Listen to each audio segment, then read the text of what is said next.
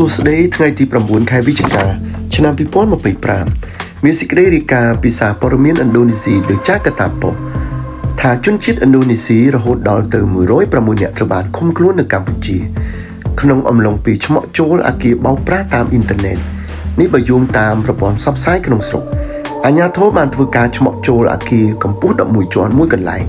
នៅខណ្ឌទួលគោរាជធានីភ្នំពេញបន្ទាប់ពីទទួលបានរបាយការណ៍ថាជនជាតិឥណ្ឌូនេស៊ីជាច្រើនអ្នកត្រូវបានឃុំខ្លួននៅខាងក្នុងហើយត្រូវបានរារាំងមិនឲ្យចាកចេញពីអគារនោះទេចំណែកសារព័ត៌មានថៃ The Nation រាយការណ៍ថារដ្ឋមន្ត្រីការពារជាតិថៃណផានិតបានចុះទៅព្រំដែនកម្ពុជាថៃកាលពីថ្ងៃសៅរ៍ម្សិលមិញនៅក្នុងស្រុកកាន់ថឡាក់ខេត្តស៊ីសាកេតដើម្បីត្រួតពិនិត្យប្រតិបត្តិការនិងបង្ហាញការគាំទ្រដល់ទាហានថៃដែលចូលជើងនៅតាមព្រំដែនហើយក៏បានជួបជាមួយនឹងកងកម្លាំងពិសេសសូរ៉ាណារីដែលរួមមាននៅតំបន់ភូមាគឿផ្លេនយ៉ាវនិងប៉មពុនដើម្បីមានវិធានការសន្តិសុខ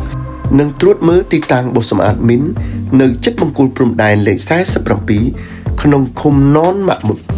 ស្រុកខុងសុងខេត្តស្រះកែវទល់មុខនឹងខេត្តបន្ទាយមានជ័យក្នុងប្រទេសកម្ពុជាចំណែកសារព័ត៌មានអាសាស៊ីរ៉ាបានរាយការណ៍ថារដ្ឋមន្ត្រីការបរទេសអ៊ុយក្រែនលោកអង់ដ្រេលសាយបាហាបាននិយាយថាមនុស្សជាង1400នាក់មកពីប្រទេសអាហ្វ្រិកចំនួន36ត្រូវបានគេដឹងថាកំពុងប្រយុទ្ធដើម្បីជួយរុស្ស៊ីក្នុងសង្គ្រាមប្រឆាំងនឹងអ៊ុយក្រែន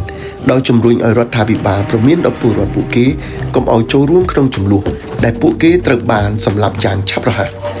ថ្លែងនៅថ្ងៃសុក្រលោកសាយប៊ីហាបានចោទប្រកាន់ទីក្រុងមូស្គូថាបានបញ្ចុះបញ្ចូលជនជាតិអាហ្វ្រិកឲ្យចូលរួមក្នុងសង្គ្រាមនិងចុះហត្ថលេខាលើកិច្ចសន្យាយោធាដែលស្មើនឹងការកាត់ទោសប្រហារជីវិតលោកសាយប៊ីហាបានសរសេរនៅលើបណ្ដាញសង្គម X ថាពលរដ្ឋបរទេសនៅក្នុងកងទ័ពរុស្ស៊ីមានវាសនាដ៏ក្រៀមក្រំបំផុតភាគច្រើននៃពួកគេត្រូវបានបញ្ជូនទៅកន្លែងដែលគេហៅថាការវាយប្រហារសាច់ជាកន្លែងដែលពួកគេត្រូវបានសម្លាប់យ៉ាងឆាប់រហ័សបំផុតលោកបានមានប្រសាសន៍ថាទាហានស៊ីឈ្នួលភាគច្រើនមិនរស់រានមានជីវិតលើសពី1ខែនោះទេរុស្ស៊ីជ្រើសរើសពលរដ្ឋនៃប្រទេសអាហ្វ្រិកដោយប្រើវិធីសាស្ត្រផ្សេងៗគ្នាអ្នកខ្លះត្រូវបានផ្ដល់ប្រាក់ខណៈពេលដែលអ្នកខ្លះទៀតត្រូវបានបោកបញ្ឆោតហើយមិនដឹងថាពួកគេកំពុងចុះហត្ថលេខាលើអ្វីឬត្រូវបានបង្ខំឲ្យធ្វើដូច្នេះក្រោមការបង្ខិតបង្ខំ